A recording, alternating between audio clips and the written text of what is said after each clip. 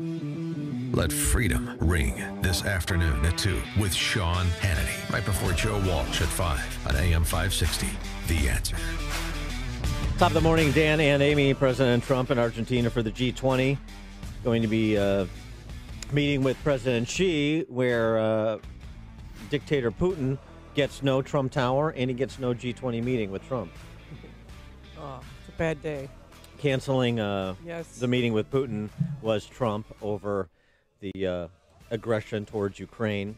And before he left for the G20 summit, when he was right outside the White House, he said, I'll have to decide. I'll get the information on the plane and then I'll decide. And then mid-flight, he tweeted out that he's not going to be meeting with Putin. One of the topics he won't have to discuss with President Xi, at least not in detail, thankfully, is the story we talked a little bit about earlier this week and into yesterday. The ghoulish gene editing that's going on in Shenzhen. Scientists in Shenzhen, that has been stopped by the Chinese government because of finally some outrage from the academic community about the ethics of the gene editing that the scientist was doing on human beings. But obviously there are other matters, mainly economic, but also some human rights matters. And to help us preview those, we're pleased to be joined by Stephen Mosher. He is the president of the Population Research Institute and the author of the book Bully of Asia, Why China's Dream is the New Threat to World Order. Stephen, thanks for joining us. Appreciate it. It's good to be with you this morning, Dan and Amy. And good to have you. And so obviously the main topic people are focused in on is trade and whether or not there can be progress made to at least start to cobble together a framework for a trade deal that ratchets down the tariff war that's gone on between the two countries over the last 18 months. Yeah, I think we're looking at some kind of agreement. Now, we have to understand that we're never going to sign a free trade agreement with China because China is not a free country, right? It may surprise people to learn that China does not even practice free trade within its own borders. Various provincial leaders engage in domestic trade wars. So Hubei blocks products from Beijing, and Gansu blocks products from its neighboring provinces. So they protect local industries in that way. So China's never going to open up its markets to our goods entirely. But we can have a kind of limited agreement. We can have an agreement like President Trump actually asked for last year. He said China reduce the trade deficit by $200 billion by 2020. So that would be a force-paced, phased reduction of the trade deficit, where China would go in and buy, heavy equipment from us, passenger planes from Boeing, energy and agricultural products, and all the rest. China actually countered with an offer of $70 billion earlier this year. Trump said, no, that's not far enough. I think that in Buenos Aires or soon after, Trump and Xi will meet in the middle, and they'll agree to, say, buy $150 billion more of U.S. goods and reduce the trade deficit. But what about, intellectual property? What about stopping the mining of data from American companies? What about stopping the forced transfer of high tech? That stuff is crucial to President Xi Jinping's China 2025 plan to dominate high tech. It's crucial to his China 2049 plan to dominate the world. So he's not going to give up that stuff. He may say that he'll make some concessions in that direction, but he told President Obama that 3 years ago, and nothing happened.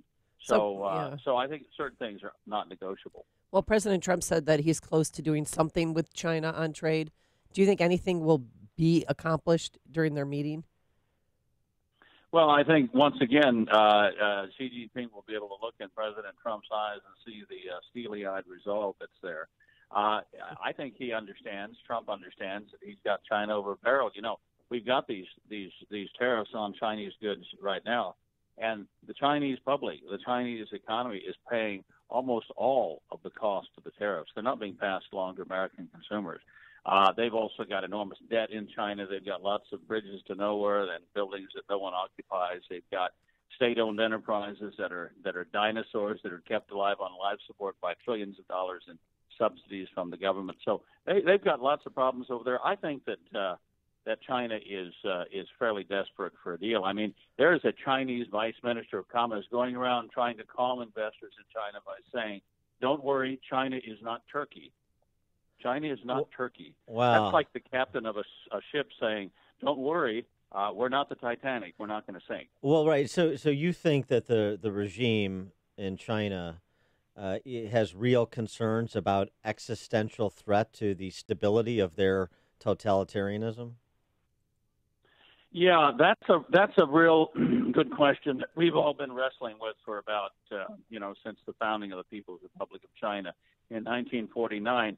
I think the controls on the Chinese people are tightening. I mean, you've got 1 million the Western Turks, we call them Uyghurs, in China now in concentration camps, being forced to learn Chinese, being forced to give up their faith, being kept on short rations. I mean, this is a government that is capable of doing the most horrific things to its people. Will the Chinese people one day step back and say we've had enough?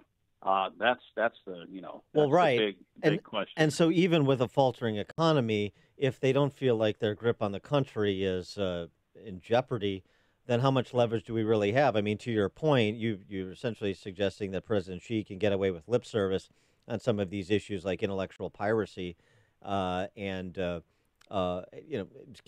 get away with just lip service and not have to do anything substantive or anything that's enforceable. So, do we have leverage, or particularly with the announcement of the GM layoffs and plant closures this week, does China now have more leverage, and is there more pressure on Trump to get a deal done? Well, I think there's pressure on both sides, but obviously Trump is presiding over a booming economy, and Xi Jinping is presiding over an economy that is threatening to go into recession, where private companies are going bankrupt at an increasing rate. They're defaulting on their loans and so forth. It's incumbent upon us to respond to China's drive to build an empire and its aggression. And, when we talk about intellectual property, we've just stood up a new cybersecurity division in the Department of Homeland Security. We have to help U.S. companies get better at defeating cyber attacks and protecting their intellectual property. We're working with our allies in the Indian Pacific to preserve freedom of navigation in the South China Sea. We're restricting Chinese investment and loans to companies with sensitive technology in the Silicon Valley. But I think the most important thing we're doing is we're working with Japan and EU, the big economies of the world, to draft new world rules for the World Trade Organization. And these deal with Beijing's unfair trade practices. They deal with its subsidies to high-tech industries, its practice of forcing foreign companies to hand over cutting-edge technology as a condition of operating in China. And once the new rules are in place, China may very well find itself on the outside of the World Trade Organization if it continues to violate them. That would certainly solve the trade deficit once and for all. What does victory look like for Trump in this battle with China? Is it going to be something similar, do you think, to the new NAFTA, which is sort of some improvements, some arguably regressions when it comes to free trade, if that's your posture? The same thing sort of here. You'll take somewhere in between the $70 billion and $200 billion in trade deficit reduction, call that a trade agreement, and move on? Well, I think we're going to reach some agreement so the Chinese buy more American-made goods. I think Trump is absolutely serious in saying if that doesn't happen, then we're going to compensate for China's cheating, China's predatory trade practices by raising tariffs. So how does I do think? So sorry to interrupt, but so how does Trump get there? Because one of the things that's often mentioned by Chinese experts like yourself, experts on China and how that system works and the culture, is you have to give the Chinese some avenue for face saving. It can't be perceived that you walked all over them. So how does Trump get there, just in terms of the art of the deal, if you will? Well, he's always nice to world leaders, even dictators like Putin. And look, Xi Jinping is a dictator as well. If the Chinese naval vessel last month had succeeded in ramming an American naval vessel, we'd have a very different optics going into Buenos Aires. But the American captain avoided the collision at the last minute. He smiles, he shakes his hand. They appear to get along very, very well. And then the doors close, and Trump will say something like, "What are you putting on the table?" I mean, I think that's face enough, because Xi gets his pictures. In the papers of the Chinese press is controlled by him. The Chinese media is controlled by him. nothing gets said about him on the internet that he doesn't like, or it gets taken down immediately. He has absolute control over the image-making process in China. So I think, that we shouldn't be worried about so much about saving the face of Chinese leaders as we should be about saving jobs and factories in this country. Is it possible that Trump gets anything other than lip service from President Xi as it pertains to North Korea?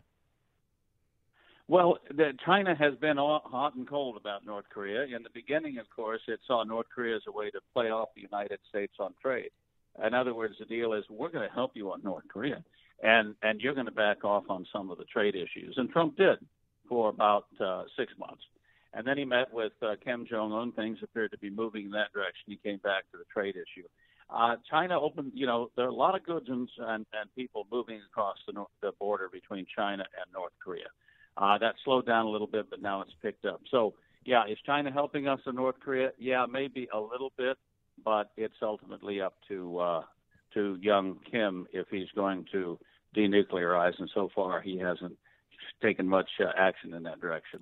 What about on the matter of human rights? Is that likely to be a topic between the two? I know there's we still don't know the identity of Tank Man, number one. I'd like to find that out. But more pressing, 2 American citizens that are children of a former Chinese official accused of defrauding Chinese banking institutions are being held in China. Trump has said he's going to bring that up with Xi.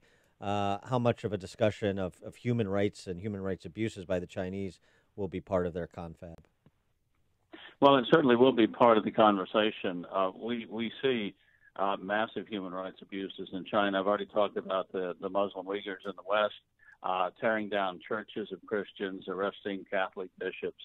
All religious faiths are under intensive scrutiny in China today because there really only is one allowed faith in China, and that's faith in the Chinese Communist Party and its leader, Xi Jinping. He's kind of the head of his own, communist church, and he's the Pope of that church, and the Communist Party members are his acolytes, and everyone is supposed to worship in that particular church of China. So there are lots of things to talk about on the human rights front where things are getting a lot worse than bad. I have to say that holding an American citizen, someone who is not born in China, but born the young man, the son of the man who's wanted by China, was born in the United States. He is 100% American. And for the Chinese government to look at him and say, because of your ancestry, we're going to hold you hostage for the sins of your father, I think illustrates to the whole world what this regime is really like. I've been working on human rights in China for 30 years, and a lot of my friends who are from China live in fear of not only their fathers and mothers being arrested in China, but their cousins or second cousins or friends. The Chinese government practices the principle of collective punishment. If they can't get their hands on you, they will get their hands on somebody that you love, that whose friendship you value, and hold them hostage until you turn yourself in.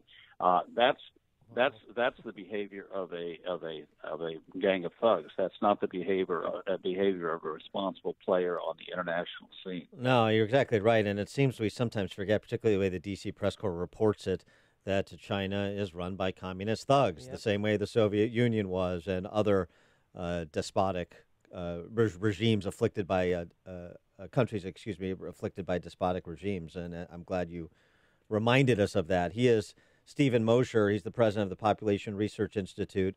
He's the author of the book Bully of Asia: Why China's Dream is the New Threat to World Order. Stephen, thanks for joining us. Appreciate it. Well, thank you, Dan. And he joined us on our turnkey.pro answer line.